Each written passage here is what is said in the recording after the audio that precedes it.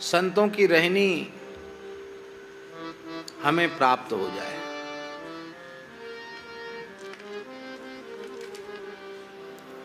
संतों की वेशभूषा की नकल तो हम लोग बहुत बढ़िया से कर लेते हैं।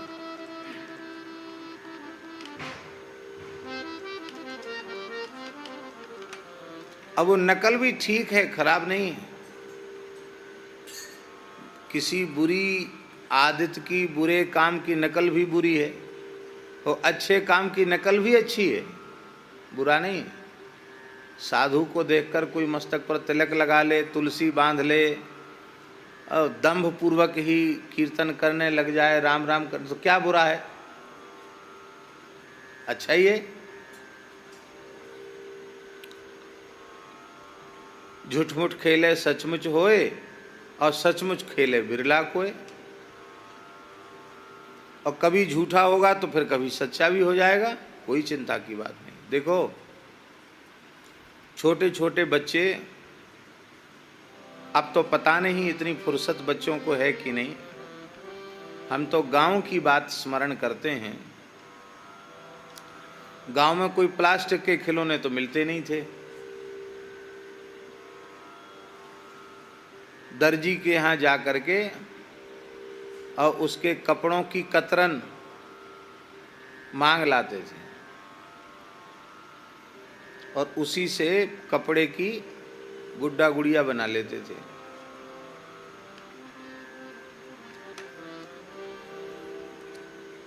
हम तो लगभग 10 वर्ष की आयु में तो वृंदावन आ गए। उसके पहले हम बहुत अच्छा बना लेते थे। हाँ, बच्चे हमको कहते थे कि भाई बनाओ, तो उसको बढ़िया से काजल से भौं बना के, आँख बना के, नाक बना के, होठ बना के, सुंदर, ये पुरुष गुड्डा है और ये गुड़िया है। हम भी बना लेते थे बचपन में हाथ से। पर उसी को लोग खेलते हैं। उस क्षेत्र में कहते रोटी पन्ना का खेल, रोटी पन्ना। बालू के घर बना लेते हैं। वर पक्ष कन्या पक्ष भी हो जाता है, विवाह भी हो जाता है। झरवेरिया के पत्ता एक दूसरे को खिला करके वे पान खा लेते हैं और पूड़ी भी खा लेते हैं। घर में खूब खा पी के गए हैं, लेकिन बच्चों के खेल हैं। पत्ता वत्ता खा के भी प्रसन्न होते हैं और जब मन भर जाता है तो खेल बिगाड़ के भी चले जाते हैं। एक दूसरे का भदूना मिटा के पैर से चले जाएंगे, झगड़ा भी हो जाता उसी में। पर बचपन में झूठा खेल खेलते हैं, ब्याह का, गुड्डा गुड़िया का, तो बड़े होने पर वो झूठा खेल सच्चा हो जाता है। इसलिए कोई चिंता की बात नहीं। संसार की नकल भी बुरी, क्योंकि संसार अशाश्वत है, दुखालय है। पर भगवान के भक्त की नकल भी अच्छी। पर हम केवल नकल में ही न रह जाएं। संतों का स्वरूप तो मिल गया है, पर संतों की रहनी हमारे जीवन में आ जाए।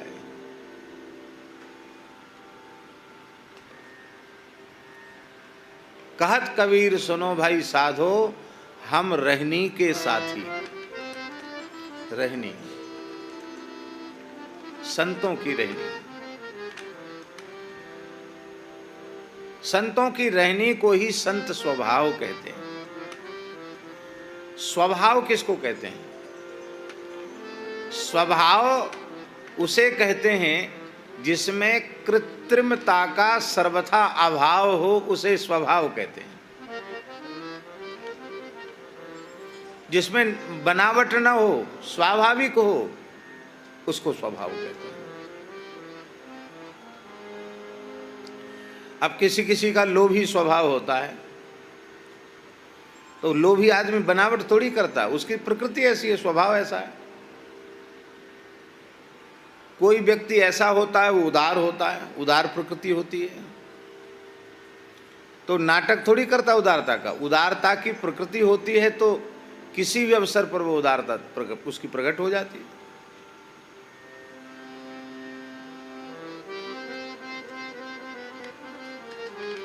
हम केवल दूसरों को दिखाने के लिए संतों के जैसी नकल न करने लग जाएं।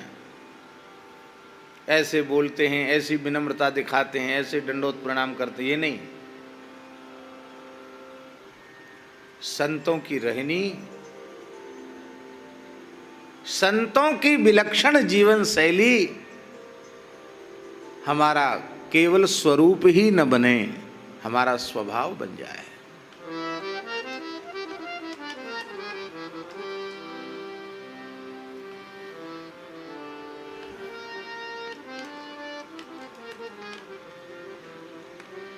इसके लिए भी अपने पुरुषार्थ का बल नहीं है, इसके लिए भी रघुनाथ जी की कृपा का बल। श्री रघुनाथ कृपालु कृपाते, संत स्वभाव गहूँ गो, कबहुँ कहूँ याही रहनि रहूँ।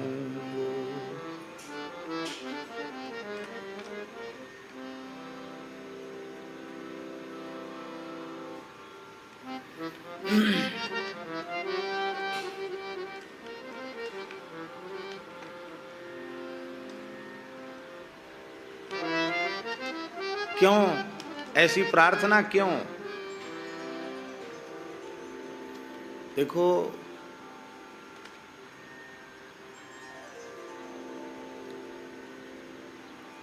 क्या कहें, कह दें।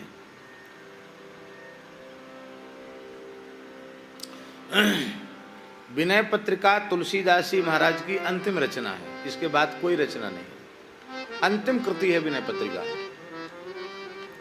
और रामचरितमानस इसके बहुत पहले प्रकट हो चुकी है। और श्री रामचरितमानस में गोस्वामी जी प्रतिज्ञा पूर्वक कह रहे हैं, नान्या स्पृहा रघुपते हृदय स्मदीये। हे रघुपति, मेरे हृदय में और कोई दूसरी स्पृहा नहीं है, इच्छा नहीं है।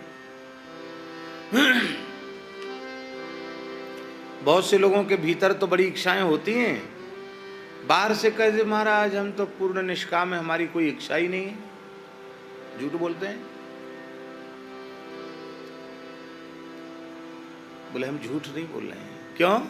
आपसे झूठ चलेगी नहीं। सत्यम बदामि,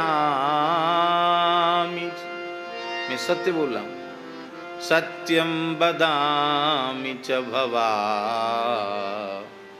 नखिलांतरात्मा। भवान अखिलांतरात्मा, आप सबके अंतर्यामी आत्मा हैं, आपसे कुछ छिपा हुआ नहीं है, इसलिए आपके सामने झूठ तो हो ही नहीं सकता, एकदम सत्य है।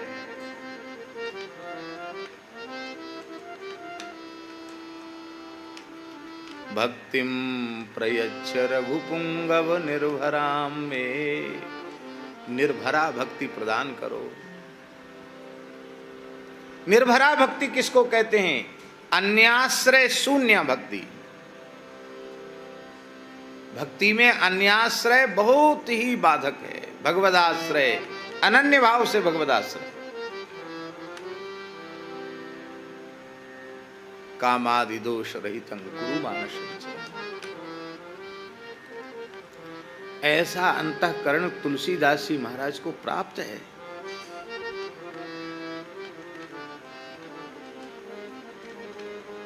फिर मैं अपने अंतर्यामी से भी पापों को छिपाता हूं, ये सब बात केवल यह उनके दैन्य भाव की विज्ञप्ति मात्र है, साधक के अंतःकरण का दिग्दर्शन मात्र है। हम लोगों का हृदय ऐसा है, हम लोगों का जीवन ऐसा है, हम लोगों की आदत ऐसी है। धोखे से कोई पुण्य बन गया तो उसका प्रचार प्रसार करेंगे, और भयंकर से भयंकर पाप जिनको हम समाज में कह दें तो हमें मनुष्य भी कोई नहीं मानेगा, ऐसे पापों को हम छिपा कर रख लेते हैं।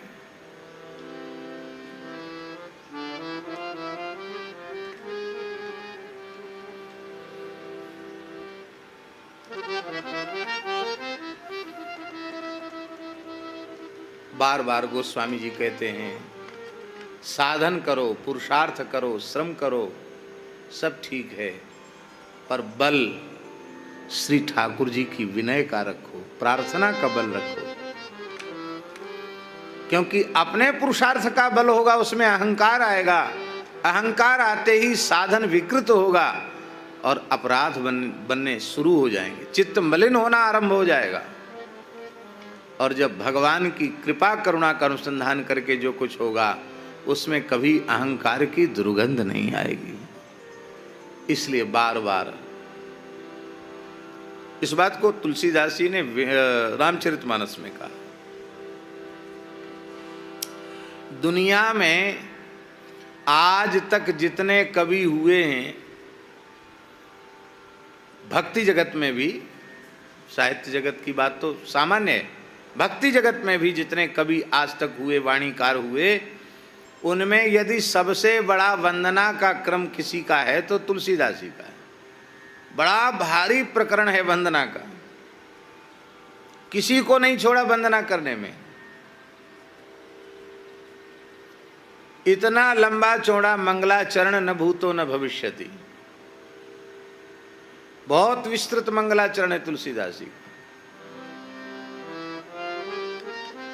इतनी प्रार्थना क्यों कर रहे हो भाई? बोले निज बुद्धि बल भरोस मोहि नाही, निज बुद्धि बल भरोस मोहि नाही, ताते विनय करऊं सब पाई, ताते विनय करऊं सब,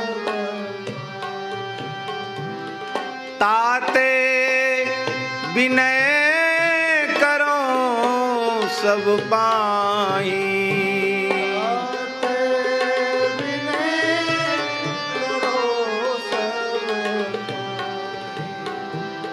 ताते विनय करो सब पाई, ताते विनय करो सब पाई। कहाँ चली गई आपकी अनन्यता? अरे सबकी विनय करने की आवश्यकता क्या है? राम जी कमजोर पड़ रहे हैं क्या?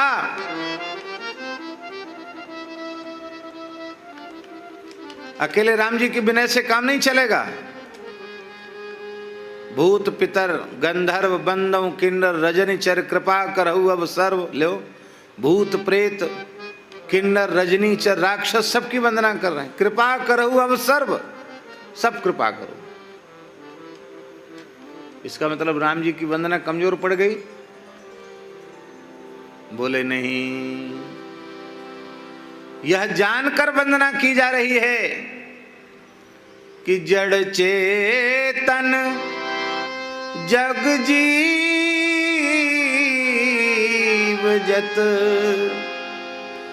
सकल राम मैं जाने, बंदों तिनके पद कमल सदा जोरि जुग पानी, सीय राम मैं सब जग जानी, सीय राम मैं सब जग जानी, करऊं प्रणाम जोरी जुग पान, करऊं प्रणाम जोरी जुग पान। यह है विशुद्ध ज्ञान की दृष्टि, विशुद्ध भक्त की दृष्टि। ऐसे हैं गोस्वामी जी। इसीलिए हम साधुओं का संग करें, केवल साधु बन गए इस अहंकार में फूले न रहें। हमारे जीवन में साधुता आवे, इसके लिए जीवन भर प्रयास करना है। और प्रयास करने के बाद भी भरोसा श्री ठाकुर जी की विनय का रखना है, ये संदेश दे रहे हैं। इसलिए हे नाथ, हम तो लगे ही हैं, लेकिन हमारी शक्ति तो बहुत अल्प है, हमारे में दोषों की बड़ी बहुलता है, हमारे में प्रमाद बहुत अधिक है। इसलिए हे नाथ, आप कृपा करोगे तो सारे दोष हट जाएंगे, सारा प्रमाद हट जाएगा। कबहु हो यही रहनी रहूंगो, कभी ऐसा अवसर आएगा कि मैं संतों की रहनी से रहूंगा।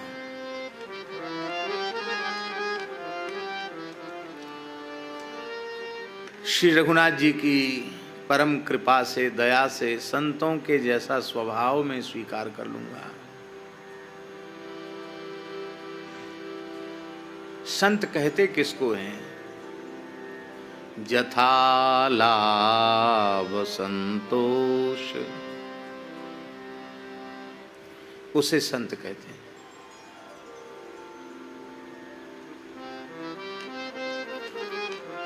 बिना प्रयास के, बिना याचना के, बिना संकल्प के जो कुछ भगवद इच्छा से प्राप्त हो जाएगा, हम उसी में सदा संतुष्ट रहेंगे।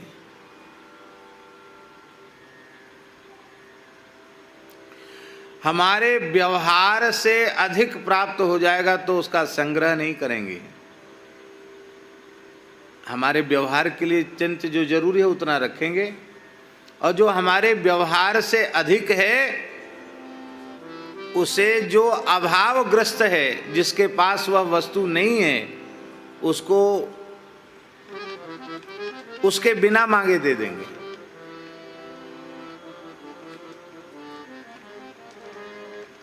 हमसे मांगा ही नहीं, अरे मांगा नहीं, तुम देख नहीं रहे थे क्या?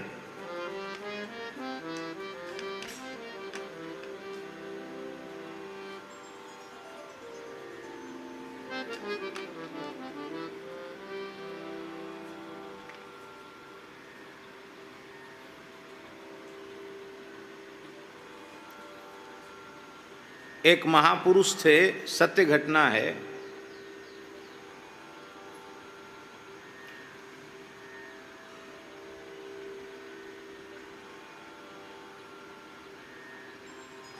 अपने कहानी पिताजी ने लिखी है, उसमें वो किस शीर्षक मुझे भूल रहा है। एक शीर्षक से घटना को, सत्य घटना को उन्होंने लिखा है।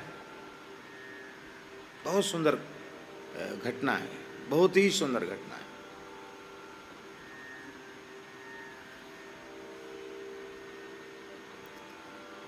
वो घटना उनके पूर्वजों की ही है, लेखक के पूर्वजों की ही घटना है।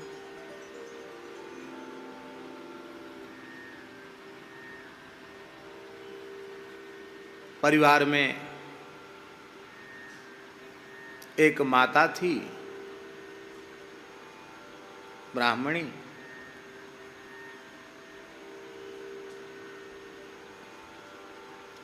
उनका नाम तो कुछ और ही था, पर उपनाम पड़ गया था, प्रसिद्ध हो गया था,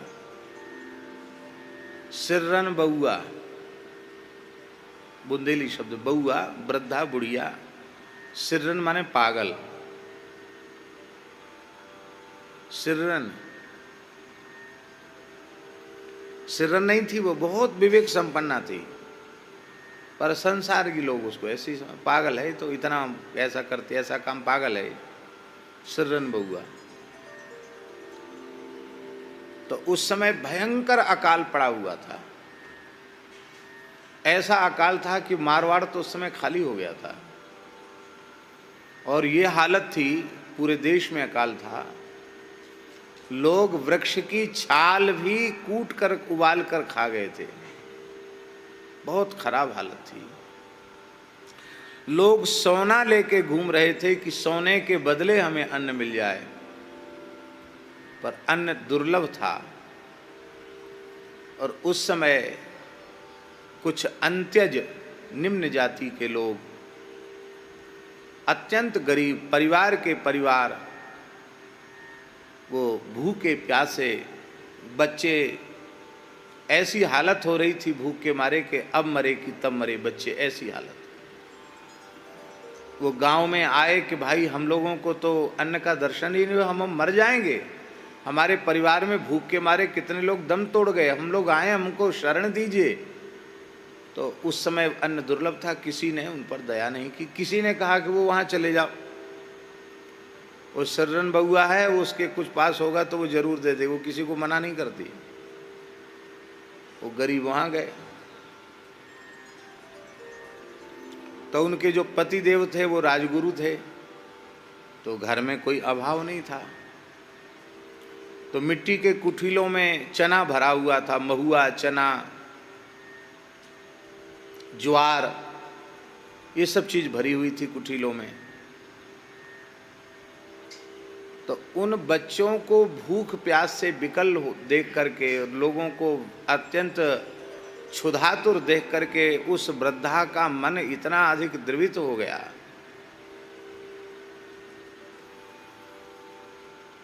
कि उसने कहा कि कोई बात नहीं, हम सबको देते हैं। तो कुठीला आवेश में एक मोटे लकड़ का प्रहार करके, लकड़ी का प्रहार करके उसको मिट्टी के कुठीले को तोड़ दिया और चना और ज्वार ये सब भर भर के देने लगे। अब वो एक लेके गया, उसने दूसरों को कहा, दूसरे ने तीसरे को कहा, भीड़ लग गई, अन्न तो दुर्लभ था। अब वो बांटने लगी, बांटते बांटते महाराज हमको दे दो, महाराज हम, हमारा इतना बड़ा, महाराज हमको दे दो। होते होते घर में अन्न का दाना नहीं रहा, सब लुटा दिया उस माई ने। और वो सब गरीब रोने लगे, आशीर्वाद दिया, महाराज हम तो गरीब हैं पर हमको अन्न देकर आपने प्राण बचाए हैं। माता जी से कहा तो हम ये आशीर्वाद आशीष दे के हृदय से जा रहे हैं, भूख के मारे स्कूल में कोई मरेगा नहीं, कोई भूखा नहीं मरेगा, इस कुल में कभी कोई भूखा नहीं मरेगा, ये हम आशीर्वाद दे के जा रहे हैं। वो तो प्रसन्न होके चले गए।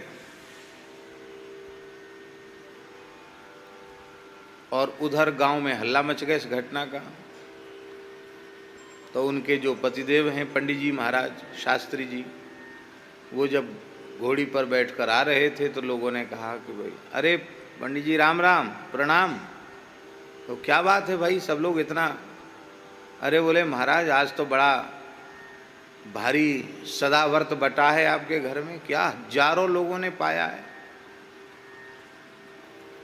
50 लोगों की तरह मुख से 50 तरह की बातें। वो घबरा गए कि क्या कर दिया, वो बाबरी सी तो है ही है।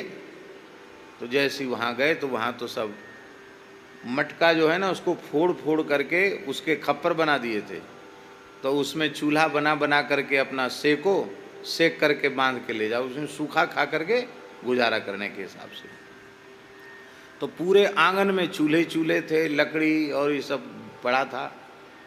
उस समझ गए क्या है ये, बोले है क्या, अरे हम तो ब्राह्मण हैं,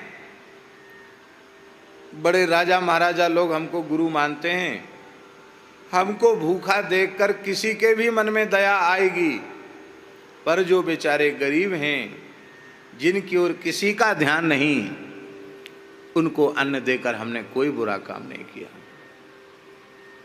हम मर जाएंगे तो मर जाएंगे भूखे, हमारे मरने से यदि इतने लोगों के प्राण बच जाते हैं तो हमें मरना भी मंजूर है। पतिदेव बड़े विद्वान तो थे, लेकिन क्रोध के आवेश में आकर उन्होंने अपनी गृहिणी की पिटाई कर दी, बहुत पिटाई की, ऐसी पिटाई की कि लगा कि वो मर गई, इतना क्रोध उनको हुआ।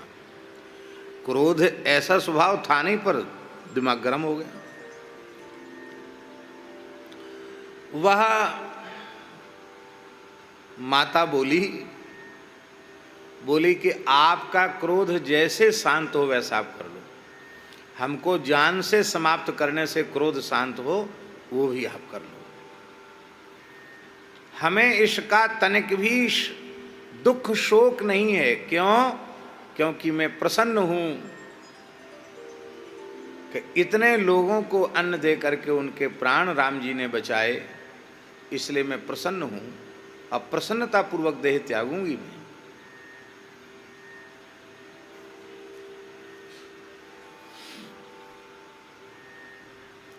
बेहोश हो गई, लोगों ने उनको पकड़ लिया और फिर रुई में रख करके जैसे तैसे उनके शरीर को, फिर बहुत दिन तक वो जीवित रही, स्वस्थ हो गई।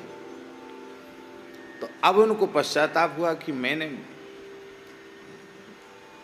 अपनी गृहिणी पर, एक पतिव्रता पर प्रहार किया, ये तो बहुत अनुचित है। देखो, बहुत कान खोलकर सुनने की बात है।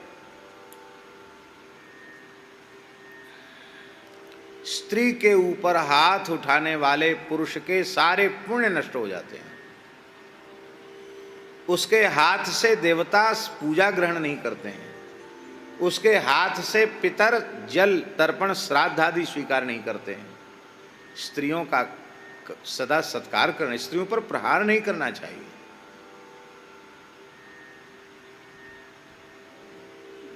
बहुत बड़ा महाराज जी स्कंद पुराण में लिखा हुआ है, हमने लिखा है 10 ब्रह्म हत्या के समान पाप होता है एक स्त्री के वध से। कितना? 10 ब्रह्म हत्या के समान। तो उन्हें बड़ी ग्लानि हुई कि हम पढ़े लिखे होकर के हमने क्रोध में आकर ऐसा काम किया, बड़े दुखी हो गए। तो उन्होंने अपनी पत्नी की सेवा भी की, कहा देवी मुझे क्षमा कर दो, मैं क्रोध में आकर के मैंने ये पाप कर्म कर दिया। उसने कहा नहीं, आप ऐसा बोलोगे तो हमको कष्ट होगा, ये मत बोलो। अरे हमें तो मरना ही था, आज नहीं तो 10-20 साल पीछे मरेंगे, मरना तो है ही है, पर इतने लोगों के प्राण बचे, इससे मुझे बड़ी प्रसन्नता हो रही है। तब उन्होंने कहा कि सच्ची पंडिता तो तुम हो, हैं? सच्ची साधु तो तुम हो।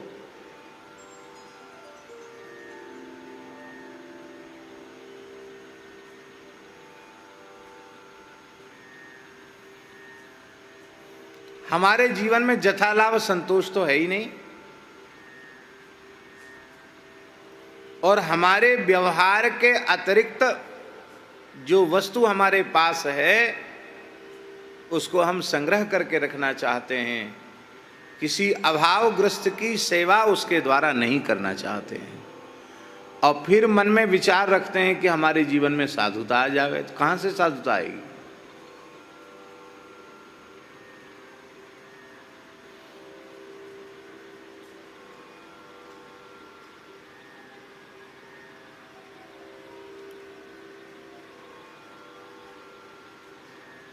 अन्यथा नहीं मानना। अमुक महात्मा का शरीर पूरा हो गया, देखो भैया कोठरी में क्या 100 200 कंबल निकले। अरे राम राम, बताओ, मैं बुराई नहीं कर रहा हूँ, प्रणाम है, लेकिन प्रार्थना है कि कुछ ऐसे भी हैं जिनके नंगे उघारे घूम रहे हैं, उनको ढकने के लिए शरीर वस्त्र नहीं है, तुमको साधु मानकर किसी ने दिया है, तो क्या 100-200 कंबल तुम व्यवहार कर सकते हो?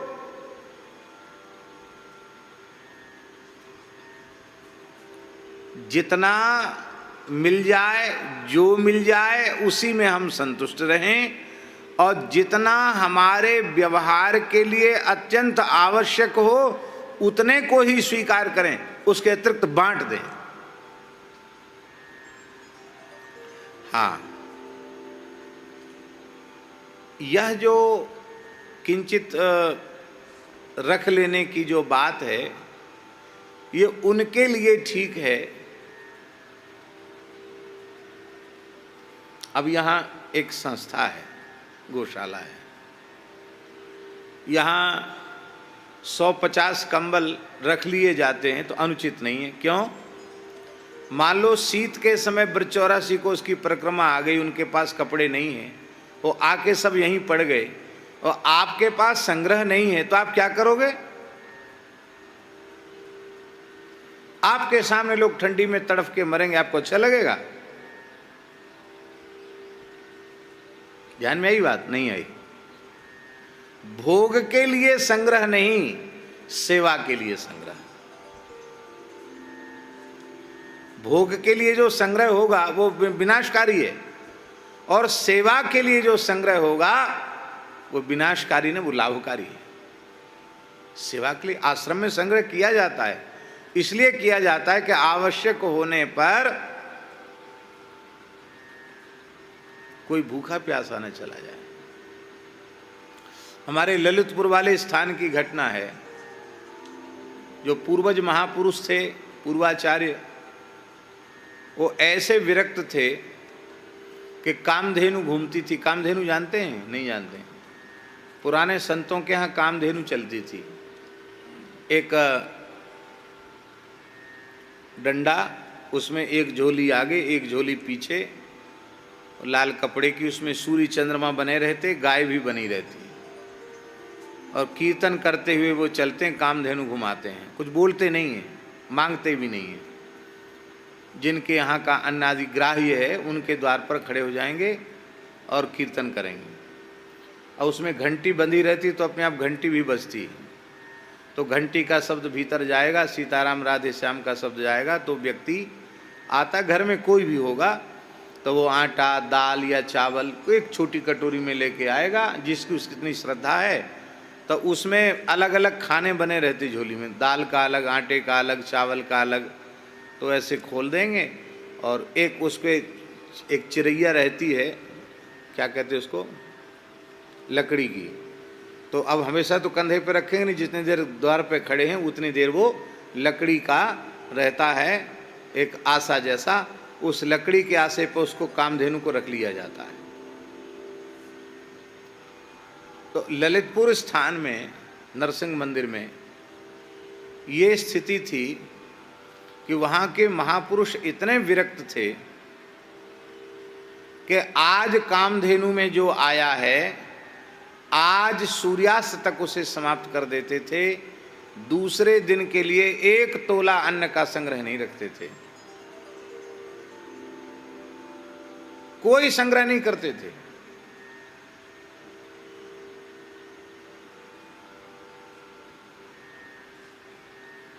बहुत पुरानी बात नहीं है। पूज्य श्री महंत बालकृष्ण दास जी महाराज के दादा गुरु जी के समय की बात है।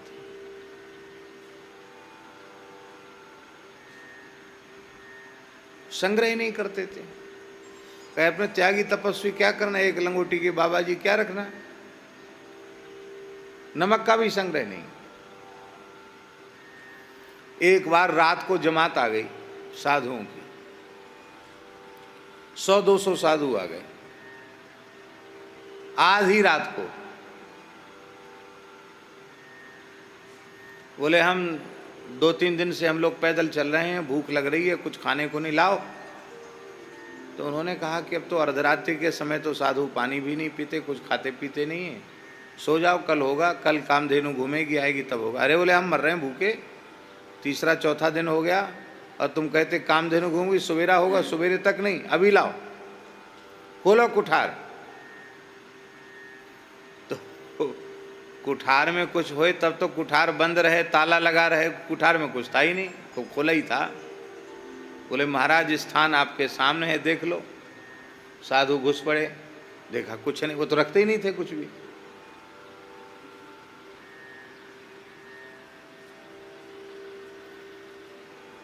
तो बोले अब क्या होगा।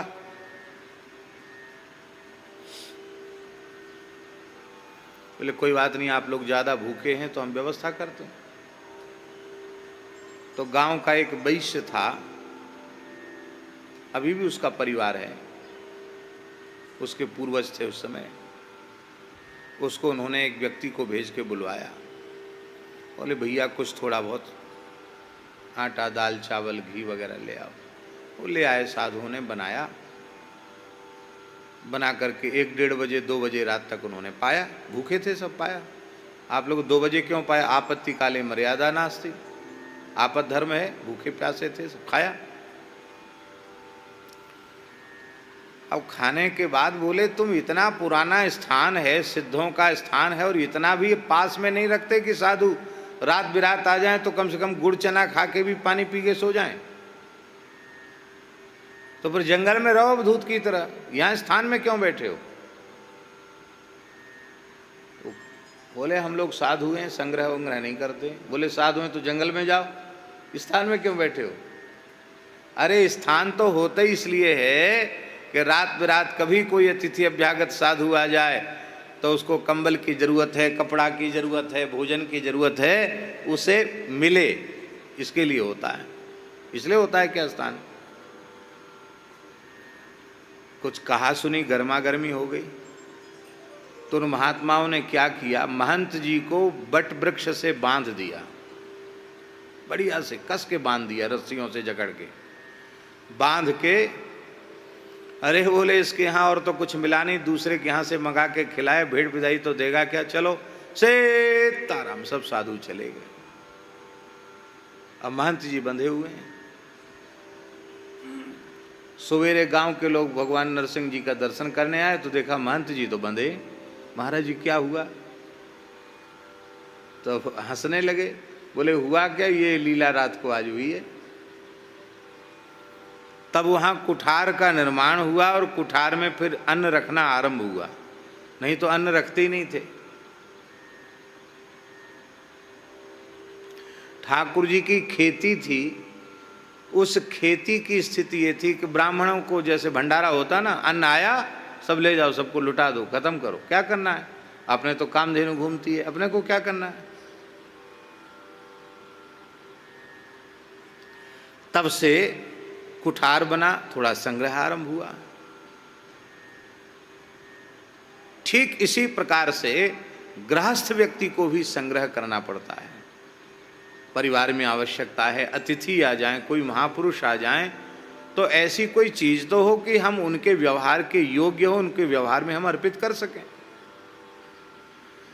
तो प्रार्थना ये है कि सेवा के लिए संग्रह वो अनुचित नहीं है, पर अपने भोग के लिए संग्रह अनुचित है।